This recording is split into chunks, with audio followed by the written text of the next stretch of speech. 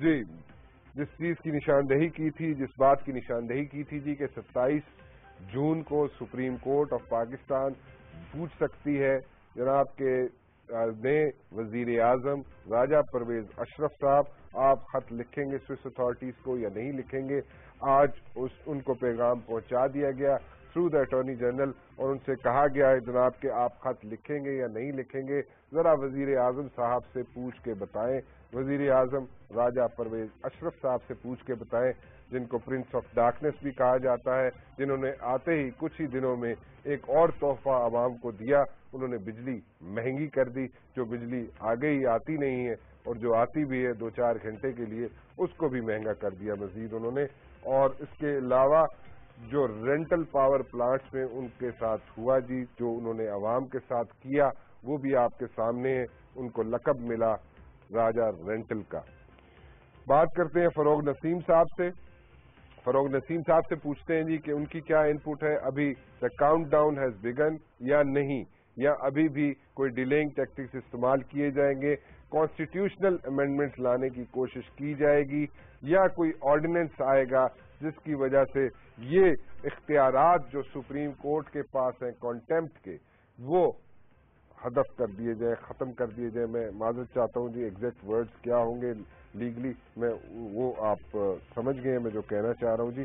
میں exact words میں شاید کوتاہی کر رہا ہوں، میں معذرت کے ساتھ اس کو دوبارہ کلیئر کرنا چاہتا ہوں جی کہ کوشش کی جائے گی کہ سپریم کورٹ آف پاکستان کے جو اختیارات ہیں ان کو تھوڑا سا کنٹین کیا جائے اور کنٹیمپٹ کے کیس میں جو ہے وزیر اعظم راجہ پرویز اشرف صاحب کو تھوڑا سا ایج مل جائے. کوئی ڈیلیئنگ ٹیکٹکس استعمال کرنے کی کوشش کی جائے گی. وہ کیسی ہوں گی کوششیں، میں پوچھتا ہوں فروغ نسیم صاحب سے. جی السلام علیکم. جی وعلیکم السلام. کیسے ہیں آپ؟ خیریت سے ہیں جی؟ اللہ کرم سب خیر ہے. فروغ صاحب میں آپ کو اس لیے مدعو کیا، میں بار بار لوگوں کو اپنے ویورز کو اس لیے بتاتا ہوں کہ فروغ نسیم صاحب کو بحیثیت ایک بیرسٹر میں مدعو کرتا ہوں کہ آپ کی بات ہم سمجھ سکیں، ناٹ ایز اے پارٹی ممبر. جی آپ سے صرف یہ پوچھنا چاہ رہا ہوں کہ جو کانسٹیٹیوشنل امینڈمنٹس آ سکتی ہیں یا آرڈیننسز آ سکتے ہیں کہ جناب کسی نہ کسی طریقے سے جو اختیارات سپریم کورٹ کے پاس ہیں کنٹیمپٹ آف کورٹ کے سلسلے میں ان کو کنٹین کر دیا جائے، کیا یہ ممکن ہے یا نہیں ہے، اور اگر ممکن ہے تو کیا کیا کچھ ہو سکتا ہے؟ دیکھیے کانٹیمپٹ کی جو پاورز ہیں وہ ایمینیٹ کرتی ہیں آرٹیکل 204 ہے کانسٹیٹیوشن کا، اس سے جی. اور آرٹیکل 204 کیونکہ کانسٹیٹیوشن میں ہے تو اس کو آرڈیننس سے تو امینڈ نہیں کیا جا سکتا. ٹھیک ہے. البتہ 2/3 میجورٹی اگر ہو تو اس کو امینڈ کیا جا سکتا ہے، لیکن پھر اس میں ایک وائڈر چیلنج آ سکتا ہے کہ یہ بیسک سٹرکچر ہے کانسٹیٹیوشن کا، اس کے خلاف ہے. لیکن ابھی تو 2/3 میجورٹی بھی شاید گورنمنٹ کے پاس نہیں ہے، تو آرڈیننس سے تو یہ بالکل نہیں ہو سکتا. اور گورنمنٹ کی جو ڈیلیئنگ ٹیکٹکس ہے شاید اس دفعہ نہیں چلے گی، کیونکہ یہ اب ایک پریسیڈنٹ سامنے آ چکا ہے یوسف رضا گیلانی صاحب کا. ان کو کنٹیمپٹ ہو چکی ہے اور بعد میں سپریم کورٹ نے ان کو ڈسکوالیفائی کر دیا ہے. لیکن ایک چیز ضرور ہے، وہ ہے آرٹیکل 248. 248 کا آپ کو اگر یاد ہوگا جو کہ ایگزیمپشن کی باتیں کرتا ہے، استثناء کی باتیں کرتا ہے، تو اس کو لاسٹ ٹائم ریز نہیں کیا گیا تھا، نہ صدر صاحب کی طرف سے ریز کیا گیا تھا، نہ ایکسپریسلی پرائم منسٹر صاحب کی طرف سے ریز کیا گیا تھا. اور اس لیے سپریم کورٹ نے اس پہ کوئی حتمی طور پہ فیصلہ شاید نہیں دیا تھا. اور اس دفعہ اگر 248 کو ہمارے موجودہ پرائم منسٹر صاحب ریز کریں تو سپریم کورٹ کو اس کو ون وے اور دی ادر ڈیسائیڈ کر دینا چاہیے. لیکن اس دفعہ بھی اگر 248 کو ریز نہیں کیا گیا تو اسی طرح جیسے یوسف رضا گیلانی صاحب کا فیصلہ آیا تھا اسی طرح کے فیصلے آنے کی امید بھی ہے، اور اس میں اتنا پھر زیادہ ٹائم بھی نہیں لگے گا کیونکہ یہ ایک پریسیڈنٹ کریٹ کر دیا ہے سپریم کورٹ نے. فروغ صاحب ایک چیز سمجھائیں ہمیں کہ آرٹیکل 248 جو امیونٹی دیتا ہے صدر مملکت آصف علی زرداری صاحب کو، اس کو اگر ریز کیا جائے تو اس کو ڈیسائیڈ کرنے میں سپریم کورٹ کم سے کم یا زیادہ سے زیادہ کتنا عرصہ لگا سکتی ہے؟ دیکھیے اس میں کوئی حتمی طور پہ کوئی پروویژن تو کانسٹیٹیوشن میں یا لا میں نہیں لکھا کہ اس کو کتنے دن میں فیصلہ کر دینا چاہیے، لیکن اس قسم کے جو فیصلے ہوتے ہیں اس میں 2-3 دن 4 دن اس سے زیادہ بحث نہیں ہوتی، اور 3-4 دن کی بحث کے بعد سپریم کورٹ نارملی اپنا ایک شارٹ آرڈر دے دیتی ہے، اور بعد میں کوئی 15-20 دن مہینے بھر بعد ایک لانگ آرڈر آ جاتا ہے. تو یہ پوری کی پوری کہانی اگر ایک نئے پاتھ پہ چلیں گے، 248 ایک نیا پاتھ ہوگا، اگر 248 ریز نہیں کریں گے تو پریسیڈنٹ موجود ہے، اس میں بالکل ٹائم خرچ نہیں ہوگا. 248 ریز کریں گے تو شاید 15-20 دن مہینہ بھر کھینچ سکتا ہے، اور ہو سکتا ہے گورنمنٹ کے فیور میں فیصلہ آ جائے، ہو سکتا ہے خلاف آئے، یہ نہ مجھے پتا ہے یا نہ آپ کو پتا ہے. اچھا، اگر فیور میں فیصلہ آتا ہے فروغ صاحب، تو فیور میں کیا آ سکتا ہے کہ امیونٹی ہے صدر مملکت کو؟ obviously یہ فیصلہ آئے گا نا اس میں. میرا اپنا ہم سپریم کورٹ کو پریڈکٹ نہیں کر رہے، لیکن ہم یہ آپس میں ڈسکس کر رہے ہیں کہ قانونی جو ڈسکشن ہے وہ ہم کر رہے ہیں کہ 248 میں کیا فیصلے آنے، یعنی کیا اس کے پیرامیٹرز کیا ہیں، ہم یہ بات کر رہے ہیں. تو میرے حساب سے آج کل کی جو جورسپروڈنس ہے دنیا جہاں میں، جو جس قسم کا پریسیڈنٹس موجود ہیں، جس قسم کے کورٹس کے ویوز ہیں، وہ ایبسولوٹ امیونٹی کے فیور میں نہیں ہے. بلینکٹ امیونٹی کو کوئی بھی ایکسیپٹ نہیں کرتا، اور ہمارے یہاں تو کیونکہ آرٹیکل 2A بھی موجود ہے، اسلامی قوانین بھی ہیں، تو اس لیے پاکستان میں آج کی اس دنیا میں بلینکٹ امیونٹی کا تصور کرنا تو صحیح بالکل نہیں ہوگا. سول لا میں سپریم کورٹ آلریڈی فیصلہ کر چکی ہے کہ چاہے وہ صدر ہوں، گورنر ہوں، ان کو کوئی کسی قسم کی امیونٹی حاصل نہیں ہے اگر ایکشن جو ہے وہ اللیگل ہے، میلافائڈ ہے. کرمنل لا پہ اس کا فیصلہ پہلے نہیں ہوا، لیکن جو سول لا میں فیصلہ ہوگا تو وہی کرمنل لا میں ہوگا. کرمنل لا کا فیصلہ سول لا سے آرٹیکل 248 کے لیے مختلف نہیں ہوگا، لیکن یہ جب بھی فیصلہ ہوگا تبھی اس پہ بات سامنے آئے گی کہ سپریم کورٹ کیا فیصلہ کرتی ہے.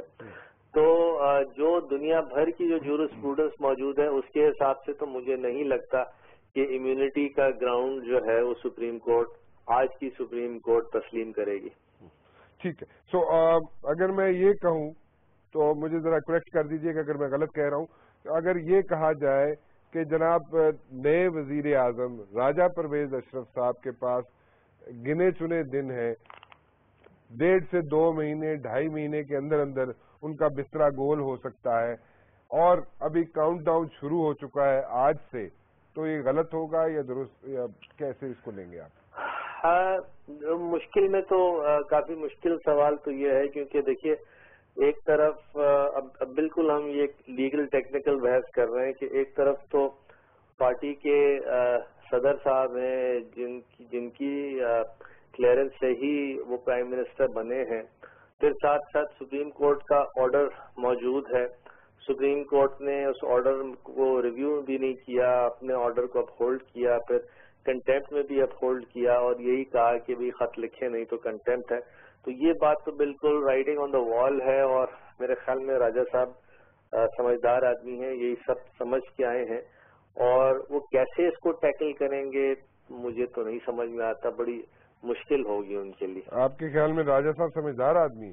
کیسے سمجھدار آدمی ہے؟ وہ تو ٹیگ لگوانے آئے ہیں اپنے ساتھ کہ جناب وہ پرائم منسٹر رہے ہیں اس ملک کے، اور اس سے زیادہ کیا سمجھداری ہو سکتی ہے؟ دیکھیے اب یہ تو پھر لیگل بحث نہیں ہے، تو میں اس پہ کامنٹ نہیں کروں گا. بہت بہت شکریہ ہم سے بات کرنے کا فروغ نسیم صاحب. فروغ نسیم صاحب جی ہمارے ساتھ موجود تھے، اور وہ کہتے ہیں کہ جناب یہ بلینکٹ امیونٹی نہیں مل سکتی 248 پہ آج کل کے دور میں صدر مملکت کو، اور جو پریسیڈنٹ سیٹ ہو چکا ہے کہ ایک وزیر اعظم کو گھر بھیجا جا چکا ہے سپریم کورٹ کی طرف سے، انہوں نے سوئس اتھارٹیز کو خط نہیں لکھا، اور سوئس اتھارٹیز کو خط اگر نہیں لکھا تو نئے پرائم منسٹر، جیسے کہ میں پہلے بھی بار بار کہتا رہا کہ سپریم کورٹ آف پاکستان راجہ پرویز اشرف صاحب کو، راجہ رینٹل صاحب کو، پرنس آف ڈارکنیس صاحب کو کہے گی کہ جناب آپ کا کیا ارادہ ہے، آپ کیا کرنا چاہتے ہیں، کیا آپ خط لکھنا چاہتے ہیں، نہیں لکھنا چاہتے. تو آج وہ دن آ گیا، اور آج انہیں پیغام پہنچا دیا گیا کہ جناب وہ بتائیں کہ ان کے ارادے کیا ہیں. سو ارادے ان کے پوچھے جا چکے ہیں. آج سپریم کورٹ نے ان کا ارادہ پوچھ لیا ہے. اٹارنی جنرل کو پیغام بھجوایا ہے, تھرو اٹارنی جنرل پیغام بھجوایا ہے ان کو. اور آبویسلی راجہ پرویز اشرف صاحب جو کہ کچھ عرصہ پہلے تک پراپرٹی ماسٹر کا کام کرتے رہے جی. پراپرٹی ماسٹر ایک آؤٹ لیٹ تھا, ایک دکان تھی جو ان کی جہاں پہ وہ کام کرتے تھے. اسلام آباد بلو ایریا میں وہ پراپرٹی کا کام کرتے تھے. اور اب ان کو خط لکھنا پڑے گا یا نہیں لکھنا پڑے گا وہ تو عدالت ان کو پوچھے گی, ان سے بلائے گی ان کو, اور ایک سلسلہ نیا شروع ہو جائے گا. کانسٹیٹیوشن میں امینڈمنٹ بھی لانے کی کوشش کی جائے گی, لیکن اس کے لیے 2/3 میجورٹی چاہیے جی پارلیمنٹ میں. کیا 2/3 میجورٹی لے پائیں گے حکومت والے؟ ابھی جو الیکشنز ہوئے, جو وزیر اعظم کے الیکشنز ہوئے, اس میں تو ایسا نہیں نظر آتا. لیکن حالات اسی طرف جا رہے ہیں جس طرف میں انڈیکیٹ کر رہا تھا, اور میں بار بار کہہ رہا تھا کہ نہیں ہو سکتا. ان کو بھی خط لکھنا پڑے گا اور عدالت ان کو بھی کہے گی کہ جناب آپ خط لکھیں, اور آج وہ چیز سامنے آ گئی. عبد الباسط صاحب میرے ساتھ موجود ہیں جی, ان سے میں بات کرنا چاہوں گا. ان سے پوچھنا چاہوں گا کہ اب NRO بینیفیشریز کا کیس جو ہے جی وہ سامنے آیا آج, اور آج اس کی جو کچھ امپلیمنٹیشن کے کیس آج سامنے آیا, اور اس میں پھر ایک مرتبہ وزیر اعظم سے پوچھنے کے لیے کہا گیا, پیغام بھجوایا گیا, اور وہ پیغام وزیر اعظم تک پہنچ چکا ہوگا. میرے خیال میں وہ اس چیز کا انتظار بھی کر رہے تھے کہ کب سپریم کورٹ ان سے پوچھتی ہے. لیکن پوچھنا یہ ہے, سمجھنا یہ ہے کہ کیا سپریم کورٹ آف پاکستان میں NRO بینیفیشریز کی امپلیمنٹیشن کا جو کیس چل رہا ہے جی, اس میں کیا صرف عدنان خواجہ ہی ہے, یا اس میں شیخ ریاض ہی ہیں, یا باقی جو لوگ ہیں وہ کہاں گئے؟ ان سے کیوں نہیں پوچھا جاتا, ان سے کیوں نہیں بات کی جاتی, ان کو کیوں نہیں رگڑا دیا جاتا؟ جی السلام علیکم باسط صاحب. وعلیکم السلام. کیسے ہیں آپ؟ خیریت سے؟ میں اچھا ہوں. میں آپ کی باتیں سن رہا تھا بڑے غور سے. تو بڑی مہربانی آپ کی جی, آپ میری باتیں غور سے سن رہے تھے. میں صرف پوچھنا یہ چاہ رہا ہوں باسط صاحب کہ اب آج جو سلسلہ شروع ہوا ہے, ایک مرتبہ پھر سپریم کورٹ ایکٹیو ہو گئی جی نئے وزیر اعظم کے بننے کے بعد, تو اب یہ کس طرف جائے گا سلسلہ؟ NRO بینیفیشریز کی امپلیمنٹیشن کا کیس کس طرف جائے گا؟ میں نے یہی جو نقطہ آپ جس کا ذکر کر رہے ہیں, میں نے عدالت کے سامنے گزارش کی کہ ایک بینچ قائم ہوا ہے جس کا نام ہی امپلیمنٹیشن بینچ ہے. انہوں نے 2 آدمیوں پہ یعنی اپنی توجہ کو مرکوز کیا, اور ان 2 آدمی جن کا نام ابھی آپ نے لیا, عدنان خواجہ اور احمد ریاض شیخ, تمام کا تمام جو فیصلہ ہے ان پہ انہوں نے بالکل امپلیمنٹ کروا دیا. سوال یہ ہے کہ ایک بینچ بنا ہوا ہے, اگر تو صرف ان 2 آدمیوں کے لیے یہ بینچ بنا تھا تو پھر تو پروسیڈنگس کو ٹرمینیٹ ہو جانا چاہیے, کیونکہ 8,500 بینیفیشری اب بھی NRO کے تحت مختلف عہدوں پر قائم ہیں, مختلف مراحت جو ان کے پاس ہیں بدستور ہیں. اور میری بار بار یہ سبمیشن کرنے کے کہ اس بینچ کا مقصد فوت ہو جاتا ہے اگر ان دیگر حضرات کی جانب بھی اسی قسم کی توجہ نہ دی جائے جس قسم کی عدنان خواجہ اور احمد ریاض شیخ کو کی طرف دی گئی ہے. تو اس پہ عدالت نے کہا کہ یہ ہمارا کام ہے کہ دیکھیں کہ ہم نے کس طرح چلنا ہے. مجھے آپ سے یہ گزارش کرنی ہے کہ اس مقدمے میں پرائم منسٹر کے بارے میں جو کارروائی ہوئی ہے وہ بھی عمل درآمد کیس کا حصہ تھا, لیکن اب جو کارروائی یہ جو نئے وزیر اعظم ہیں ان کے خلاف ہوئی ہے, اس کارروائی کا آغاز اس مضبوط انداز سے نہیں ہوا جس مضبوط انداز سے وہ جو گئے ہوئے وزیر اعظم گیلانی صاحب ان کے بارے میں ہوا تھا. مثلاً آج حکم نہیں دیا کہ آپ عمل درآمد کریں پیراگراف 178 پہ, بلکہ آج صرف اٹارنی جنرل سے کہا گیا کہ آپ ان سے رابطہ کر کے ہدایات لیں اور ہمیں بتائیں کہ ان کا رد عمل کیا ہے. میں سمجھتا ہوں کہ اس میں اور حکم دینے میں हुक्म देने की भी जरूरत नहीं, बल्कि हुक्म का इआदा करने में कि आर्टिकल पैराग्राफ 178 पे आप अमल करो, वो नहीं था। और मुझे एक और बात भी आज कहनी पड़ी अदालत से। मैंने उनसे ये कहा कि आप तफ्तीशी जो इदारे हैं इनकी कार्रवाई को आप जो रिपोर्टें इनसे लेते हैं आप इन्हें मॉनिटर कर रहे हैं। बराए मेहरबानी या तो इन इदारों पर इन्हिसार जो है बिल्कुल खत्म कर दें, और अगर आपने इन इदारों पे इन्हिसार इसी तरह किया कि आप इनसे मॉनिटरिंग के सिलसिले में रिपोर्टें तलब करेंगे तो इनकी आजादी जो है वो सलब हो जाएगी और तफ्तीश का अमल मुतासर होगा।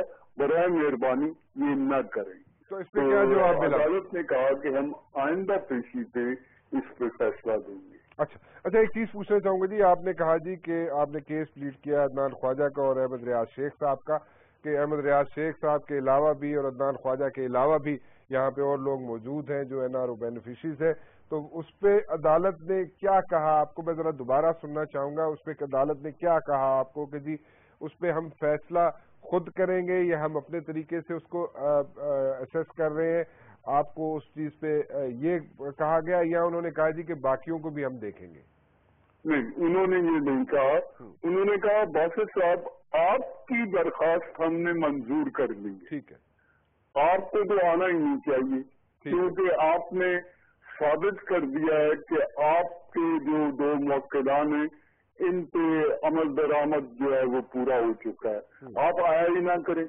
मैंने कहा जनाब बेंच बना हुआ है अमल दरामद का, और अगर इस बेंच का जो मकसद है वो सिर्फ इन दो पे था तो फिर तो ऊंट गुजर गया है। अब आपने धुन पकड़ी हुई है कि इनको किसने अपॉइंट किया, बाकियों का क्या करेंगे? मुझे इसका कोई जवाब नहीं मिला।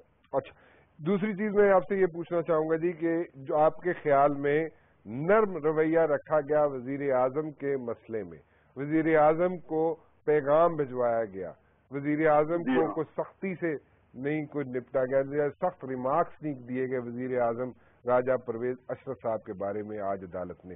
तो आपके ख्याल रिमार्क्स की बात नहीं है जी, बात हुक्म की है। हुक्म की हुक्म जो है वो पैराग्राफ 178 में पहले लार्जर बेंच दे चुका है, और अमल दरामद का ये जो बेंच है इन्होंने उसकी रोशनी में एक ज़ैली हुक्म सादर करना था, जिस तरह के गिलानी साहब के केस में किया था। मैंने नोट किया, और मेरा ख्याल है कि अगर आप भी अमीक निगाह से देखेंगे तो आपको फर्क नजर आएगा। हुक्म का ये नहीं हुआ जिस तरह पहले हुआ था, बल्कि रिपोर्ट होनी है, यानी अटॉर्नी जनरल ने राबता करना है वजीर आजम से, और वजीर आजम के रद्द अमल के बारे में इत्तला देनी है अदालत को। मुझे इसमें और हुक्म देने में एक वाज़ेह फर्क नजर आया।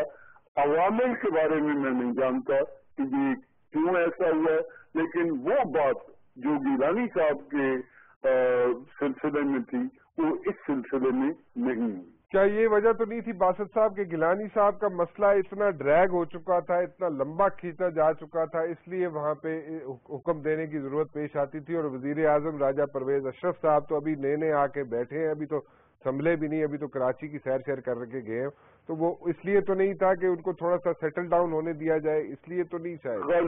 गालिबन अदालत के ज़हन में ये बात थी कि नए नए आए सर जो है नया मुदाया है, तो ओले जो है वो नहीं गिरने चाहिए एकदम। गालिबन ये अदालत के ज़हन में हो, लेकिन मैंने फर्क आपको बता दिया, उस हुक्म और इस हुक्म में फर्क है।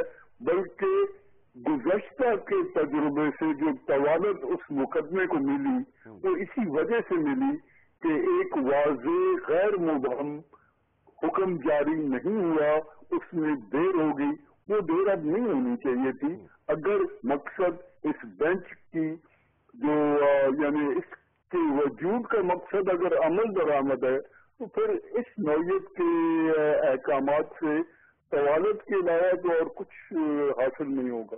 बहुत बहुत शुक्रिया हमसे बात करने का बासित साहब। باسط صاحب جی ہمارے ساتھ موجود تھے. باسط صاحب کیس لڑ رہے ہیں عدنان خواجہ صاحب کا اور ریاض احمد شیخ صاحب کا, جو کہ کافی دفعہ جن کو رگڑا لگ چکا ہے, اور اس جو کہ NRO بینیفیشریز کے امپلیمنٹیشن کے لیے آج کیس آیا عدالت کے سامنے.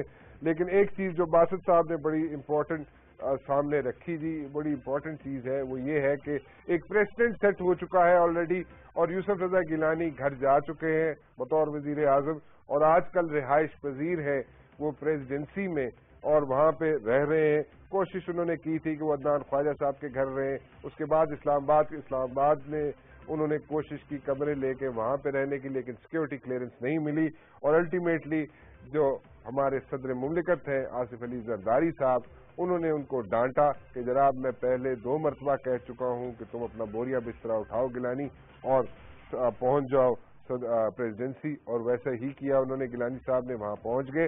ایک چیز بڑی امپورٹنٹ جو آج سامنے آئی جی وہ یہ ہے کہ گیلانی صاحب کو عدالت نے گھر بھیجا اور کانٹیمپٹ میں بھیجا. انہوں نے سوئس اتھارٹیز کو خط نہیں لکھا, انہوں نے پلی یہ لی جناب کہ میں آئین کی وفاداری کر رہا ہوں, آئین کی پاسداری کر رہا ہوں, آئین کو پروٹیکٹ کر رہا ہوں, اور اس وجہ سے انہوں نے خط نہیں لکھا.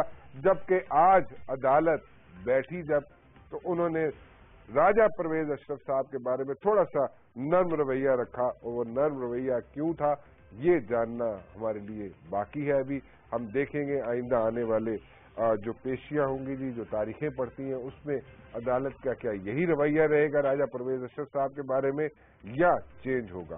جاتے جاتے ایک چیز شیئر کرنا چاہوں گا جی آپ سے. پریڈکشن ایک اور بھی کی تھی میں نے کہ چودھری پرویز الہی صاحب بن سکتے ہیں ڈپٹی پرائم منسٹر, وہ بھی آپ سے کہہ چکا ہوں. یہ بھی کہا تھا جی کہ ان کو بہت بڑا عہدہ ملے گا, جس کے لیے وہاں پہ پریزیڈنسی میں ان کے لیے بہت اچھی لابنگ بھی کی گئی, اور لابنگ کرنے والے کون ہیں وہ بھی آپ سے میں شیئر ضرور کروں گا کہ وہاں پہ لابنگ ہوتی رہی ان کی, اور وہ آج ڈپٹی پرائم منسٹر بنے ہوئے ایک آرڈیننس کے تحت. یہ بھی ایک بات سامنے ضرور لانی چاہیے کہ یہ آرڈیننس کے تحت ڈپٹی پرائم منسٹر کا عہدہ ہونا بھی چاہیے یا نہیں ہونا چاہیے. لیکن میرے خیال میں چودھری پرویز الہی صاحب کو جتنا خیال رکھنا چاہیے چودھری شجاعت حسین صاحب کو, جو کہ ان کے کزن بھی ہیں, کیونکہ چودھری شجاعت حسین صاحب کی وجہ سے, ان کی کوششوں کی وجہ سے آج چودھری پرویز الہی صاحب اس عہدے پہ قائم ہے, اور جو گنے چنے لوگ کاف لیگ میں ہیں وہ بھی چودھری شجاعت حسین صاحب کی وجہ سے ہی ہیں. ادروائز کافی لوگ جا چکے ہوتے, مزید جا چکے ہوتے, اگر یہ ساری ذمہ داری چودھری پرویز الہی صاحب پہ ہوتی کہ سب کاف لیگ والوں کو اکٹھے کر کے رکھو. اینی ویز اس پہ ضرور گفتگو کروں گا جی آنے والے وقت پہ, اور جاتا ہوں کل 8 بجے پھر حاضر ہوں گا. ٹل دن اللہ حافظ. پرویز الہی صاحب واپس آ چکے ہیں, اور پرویز الہی صاحب بھی کچھ نہ کچھ عہدہ چاہتے ہیں, کیونکہ پریزیڈنسی میں ان کے جو لوگ بیٹھے ہوئے ہیں, میں باقی لوگوں کی نہیں بات کروں گا, صرف ایک کی بات کروں گا جو ایک بہت اہم شخصیت who is calling the shots, وہ بیٹھی ہوئی ہے پریزیڈنسی میں, اور پرویز الہی صاحب کی فیملی سے, چودھری برادران سے ریلیٹڈ بھی ہے. زیادہ تر اسکرین پہ نظر نہیں آتی وہ شخصیت, لیکن وہ ان کے لیے بہت خیر خواہ ہے ان کے, اور ان کے لیے بڑے اچھے ان کے خیالات ہیں, اور وہ چاہتے یہ ہیں کہ اگر وہ وزیر اعظم نہ بھی بن سکے, جیسے کہ نہیں ہوا, ان کے کاغذات نہیں جمع ہوئے, لیکن ان کو کوئی نہ کوئی اہم عہدہ پرویز الہی صاحب کو ملنا چاہیے.